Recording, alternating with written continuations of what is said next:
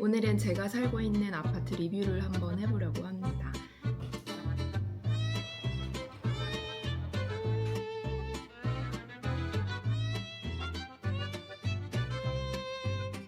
구옥 아파트 한번 담아. 저는 35제곱미터가 되는 방 2개, 거실 하나의 집에 살고 있고요.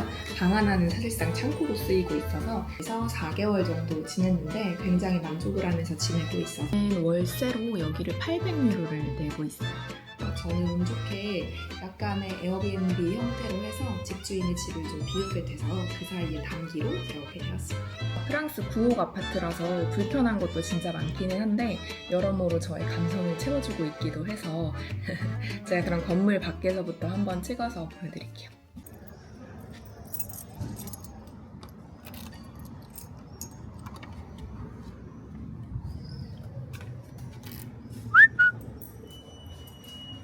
들어오면 여기 있는 버튼을 꼭 눌러줘야지 이렇게 복도에 불이 켜져요. 왼쪽에는 포스트박스가 있고 오른쪽 계단으로 올라갑니다. 이게 옛날 건물이라서 이렇게 다 계단으로만 되어 있어요. 그리고 역시나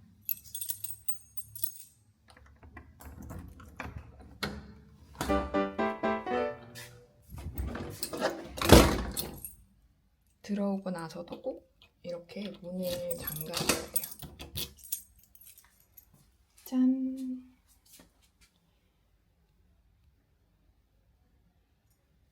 이렇게 집을 들어오면 이 모습이고요. 여기가 그 현관입니다. 현관에는 모든 일이 잘 되는 부적이 붙어 있어요. 이제 들어가 보면 왼쪽이 방, 오른쪽이 거실이에요. 입구에 오자마자 하나 보였던 곳은 창고 공간이라서 이렇게 주방이 있고 저쪽에 거실이 있는 형태예요. 여기가 거실입니다. 거실 예쁘죠? 요거는 제가 따로 인테리어를 한 건 아니고 원래 집주인이 이렇게 해둔 거예요. 여행을 좋아하셔가지고 이렇게 다 꾸며놨더라고요. 여기는 멕시코 툴룸이라는 곳인데 제가 얼마 전에 휴가를 다녀왔거든요. 진짜 좋은 곳입니다.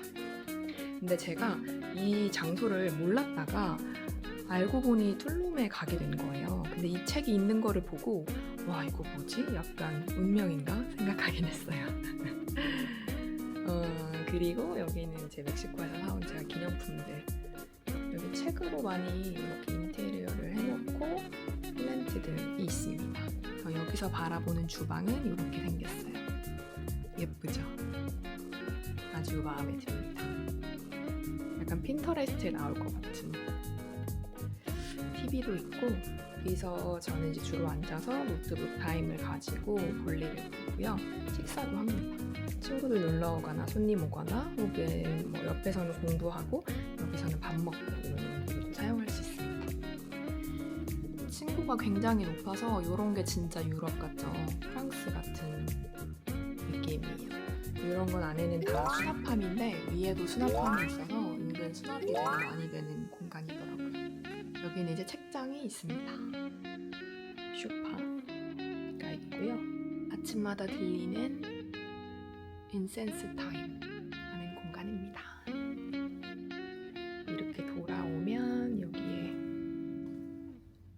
거울이 있고 는 저 거실 창문이에요. 그래서 이거 버튼을 누르면 저렇게 블라인드가 내려옵니다. 엄청 안막이 잘 돼요. 그래서 저거 다 닫고 자면 엄청 깜깜합니다. 주방인데요. 주방이 저는 너무 마음에 들더라고요. 그래서 이 집을 고를 때 되게 많이 영향을 미쳤던 것 같아요. 이렇게 요리할 수 있는 공간들이 충분히 있고요. 여기서 그 제일 잘 쓰고 있는 주방템 하나만 자랑하고 싶어가지고 바로 이 에브리띵 베이글 세사미인데요. 이 미국에 사시는 분들이나 미국 다녀오신 분들 다 아시죠? 이거 트레이더스조에서 판매를 하고 있는 건데 저도 한번 구매를 했어요. 이거 2불 정도 됐나? 쌌어요. 그렇게 비싸지 않았는데 근데 이거를 요리를 매번 할 때마다 볶음밥 위에 뿌려 먹고 뭐 연어 같은 거 만들었을 때 뿌려 먹고 빵 위에 뿌려 먹고 계란 후라이에 뿌려 먹고 하다 보니까 지금 이제 벌써 다 먹었어요. 한 달 정도 됐는데 아주 유용하게 오븐이 있어요. 프랑스나 특히 유럽에서는 오븐이 진짜 필수라서 열면 정말 그냥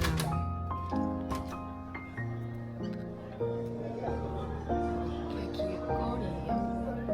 네, 이 동네가 분위기가 되게 잘 느껴지는 곳이라서 아침에 그냥 이렇게 바라보고만 있어도 분위기가 엄청 좋아요. 이게 오래된 건물이라서 되게 안 좋은 단점이 물이 잘 막혀요. 그래서 뚫으려고 자주 하는 편입니다. 그게 단점이죠. 밥솥 저는 밥을 매일 해서 먹기 때문에 이 밥솥은 아마존에서 제가 산 건데 혹시 밥솥 필요하신 분 이거 사세요. 요거 이 굉장히 쌌고 한 80불 정도 줬나? 현미밥도 가능하고 이 메뉴로 하면 찜 기능도 있어서 저는 이걸로 감자도 쪄 먹고 계란도 구워 먹고 현미밥도 해 먹고 진짜 유용하겠습니다. 그리고 토스터기 또 이 프랑스에 있다 보니까 아무래도 빵을 많이 먹잖아요. 그래서 토스터기는 필수인 것 같아요. 그리고 이 보일러. 근데 여기가 석회수를 쓰다 보니까 정말 쉽지가 않은 것 같아요. 석회수는 물을 끓으면 이렇게 하얗게 남아요. 지금 여기 아마 보이시나요? 바닥에. 그래서 엄청 깨끗하게 계속 씻어줘야 되는 단점이 있어요.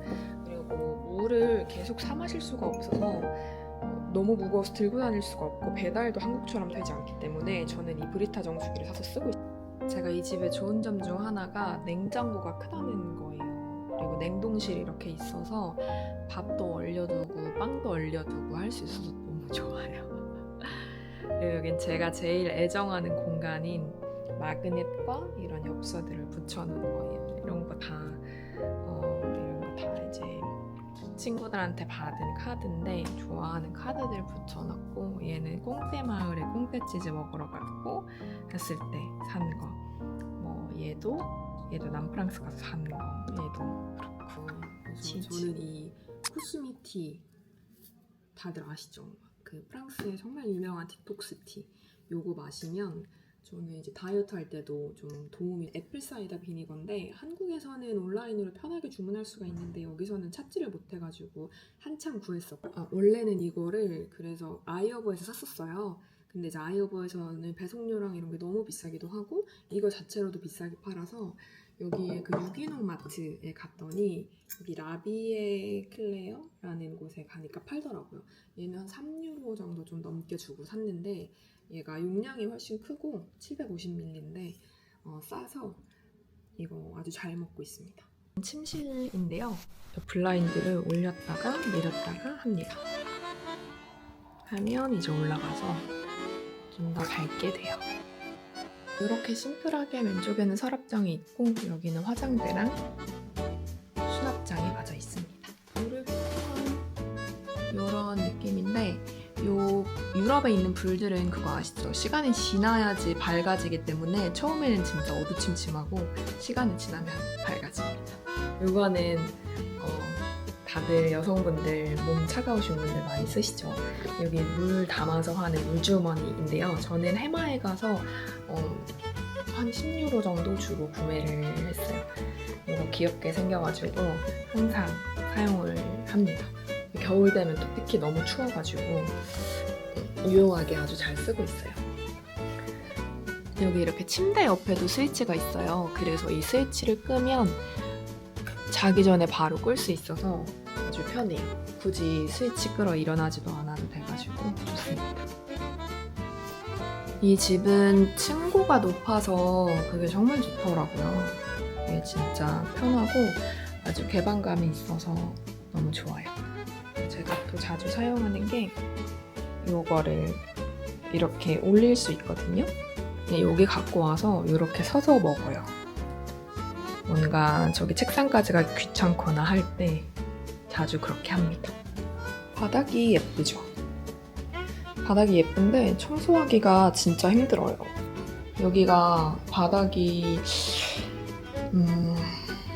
걸레질하기가 힘들어서 예쁘지만 청소하기는 좋지 않다. 여기는 이제 화장실입니다. 작게 되어 있지만 되게 감성적으로 예쁘게 되어 있죠. 저는 이 화장실이 되게 예쁜 것 같아요. 여기 건식 바닥으로 되어 있고 이쪽에서까지는 샤워 공간이 있고 샤워하고 밖으로 나올 때는 이제 물이 떨어지지 않게 수건을 깔아뒀어요.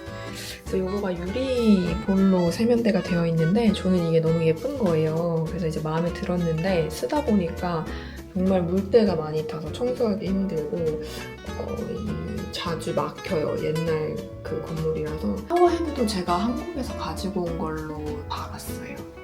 수건거리가 있습니다.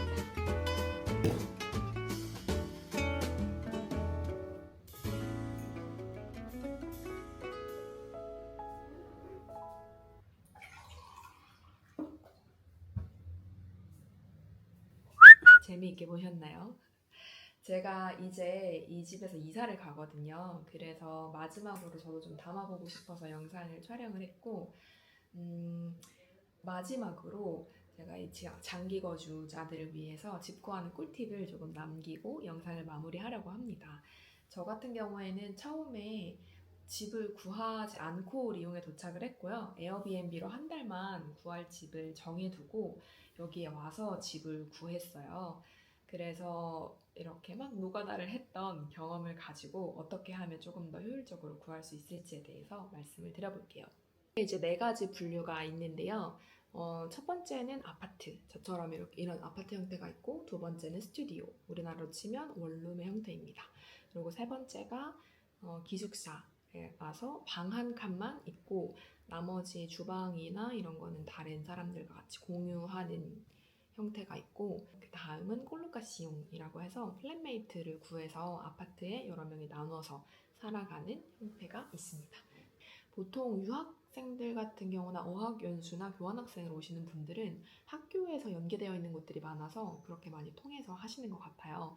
근데 이제 저는 내가 직접 보고 구해야겠다라는 되게 야무지고 당돌하게 생각을 하고 왔더니 실제로 집 보는 게 진짜 쉽지가 않아요. 쉽지가 않고 부동산을 저는 또 끼고 하기에는 불어를 잘 못하고 해서 걱정이 돼가지고 영어가 가능한 데를 내가 알아봐야겠다라는 당돌한 생각을 가지고 했는데 그게 참 쉽지는 않았습니다. 여기에 와서 그냥 내가 사설 레지던스를 구하려고 했어요. 근데 그 사설 레지던스가 저는 스튜디아 넥스티라는 곳에서 집을 서치를 해서 이제 갔는데 집을 보여줄 수도 없다고 하고 그 당시에 누가 살고 있으면 보여줄 수도 없다고 하고 담당자가 영어를 사용하긴 했는데 굉장히 불친절했어요. 아예 대화가 잘 안 될 정도로. 그래서 도움이 되지 않았고 행정수수료만 500유로였어요. 그거는 한 달에 살건 두 달에 살건 내야 되는 그런 돈이었고 그래서 여러모로 썩 마음에 들지가 않아가지고 저는 그 방을 못 본다는 게 너무 좀 아쉬워서 왜냐면 저는 올해 한 번 살면 오래 살려고 했었기 때문에 그래서 저는 집을 안 보고 이렇게 계약할 수 있는 게 말이 되나 조금 납득이 안 가가지고 왜냐면 학교 기숙사가 아니거든요. 학교 기숙사면 그럴 수 있죠. 그냥 사설 레지던스였어요. 얘는 그 학생뿐만 아니고 그냥 일반인들도 사는 그런 원룸 우리나라로 치면 오피스텔 같은 그런 데였거든요. 그래서 못 보고 하는 게 찝찝해서 저는 진짜 무작정 가서 이렇게 편지를 썼어요. 영어랑 불어랑 둘 다 써가지고 내가 다음에 이 집에 들어오려고 하는데 집을 혹시 좀 볼 수가 있을까? 라고 해가지고 이렇게 막 구구절절 써서 번호를 남겨놓고 왔더니 다행히도 연락을 주셔가지고 저는 그 집을 보고 왔어요. 그래서 봤는데 그 집이 나쁘진 않았지만 17제곱미터 되는 스튜디오였거든요. 근데 이제 해가 잘 들지 않는 집이어가지고 그게 좀 마음에 걸렸는데 그래서 이제 제가 페이스북을 통해서 구할 수 있다는 얘기를 듣고 엄청 서치를 한 거였거든요. 그래서 이제 학교 기숙사나 이런 뭐 사설 레지던스를 막 다 찾아봤는데 마음에 안 든다라고 하시면 그러면 저는 추천을 드린 게 온라인을 한번 활용을 해보시면 그것도 좀 방법일 것 같아요. 다들 이제 프랑스 준비하시는 분들은 알고 계시는 네이버에 있는 푸잘사 카페가 있잖아요. 그리고 거기에 푸잘사 플러스라는 또 다른 별도 카페가 있거든요. 거기는 이제 벼룩시장 같이 물건 사고 파는 거 하는 공간이랑 그리고 집이 매물이 올라와요. 그래서 누군가가 이제 귀국하거나 이사 가거나 할 때 한국인들한테 이제 구하는 글이 올라와서 그걸 이제 저 같은 경우에는 알림 설정을 해서 뭐 리용 뭐 이런 식으로 리용 스튜디오, 뭐 리용 아파트 이런 식으로 알림 설정을 해놔서 방이 올라올 때마다 확인을 해서 봤었고, 그리고 두 번째는 페이스북 페이지에 사용을 이렇게 검색을 하시면 돼요. 리용 레지던스 이렇게 몇 개를 치시면 나오거든요. 그 페이지에 들어가시면 직접 꼴로카시용을 구하는 글도 올라오고요. 직매가 많이 올라와요. 그래서 그 직매를 통해서 집을 보시는 거를 추천드려요. 저도 이 집을 그렇게 구했기 때문에 대신에 이제 리스크는 있죠. 부동산을 끼고 하는 건 아니기 때문에 그 사람을 신뢰할 수 있어야 된다는 리스크는 분명히 있습니다. 하지만 이제 매물 자체가 걱정이 되신다, 어떤 집인지 좀 보고 싶다 하시면 그것도 하나의 방법이 됩니다. 저는 몇 날 며칠을 그때 페이스북 페이지에 살았습니다. 그러면 이렇게 룸투어 영상을 마쳐보도록 하겠습니다. 프랑스의 집은 이렇게 생겼답니다.